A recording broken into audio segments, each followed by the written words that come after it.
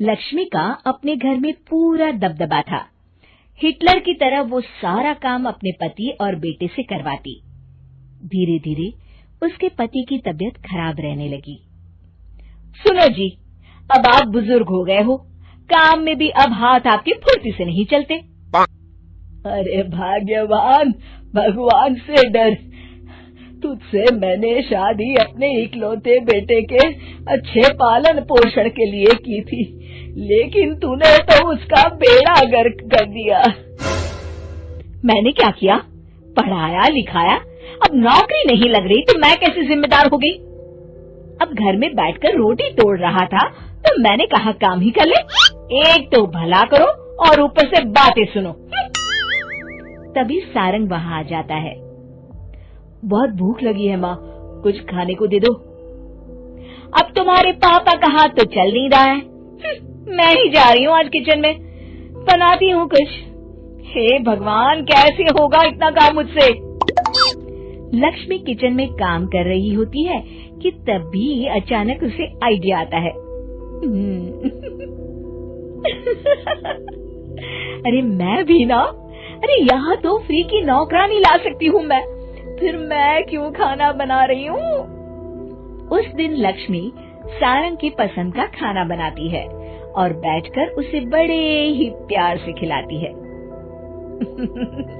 खा ले बेटा, खा ले, पेट भर के खा ले। अरे रुक, मैं तेरे लिए ना गर्मा गर्म रोटियां लाती हूँ।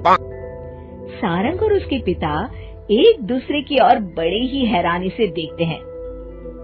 बेटा सारंग, जरूर दाल में कुछ काला है, वरना ये औरत तो हमें बासी खाना भी सुकून से ना खाने दे।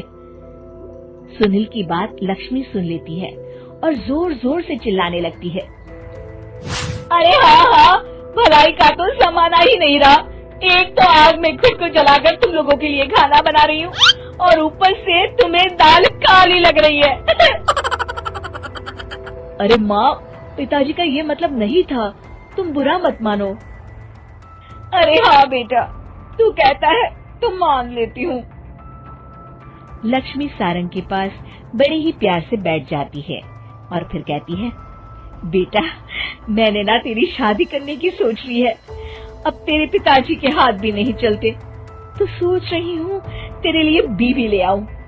अब पता नहीं ना मैं भी कब मर जाऊं। अब ऐसे भाग्य भी कहाँ है हमारे। क्या कहा? अरे हाँ, तुम तो चाहते ही हो कि मैं मर जाऊं, लेकिन मैं अपनी प्यारी बहू का चेहरा देखे बिना नहीं मरूंगी। हाँ माँ, शादी तो मैं कर लूं, लेकिन मैं नौकरी नहीं करता, फिर कोई क्यों देगा मुझे अपनी बेटी? अरे क्यों नहीं देगा बेटी? इतना बड़ा घर, खेल खलियान है, किस चीज की कमी है हमारे पास? जो आएगी राज करेगी, राज। हम तो ना कर पाए राज, ये बोलो कि एक और नौकर तुम्हारे पास आ जाएगा। मैं कहती हूँ चुप हो जाओ। अरे खुद के घर का खाना बनाएगी तो क्या नौकरानी हो जाएगी? अब तुमसे तो किचन का काम होता नहीं, तो कोई तो करेगा ना। ठीक है माँ, तुम जैसा सही समझो बस।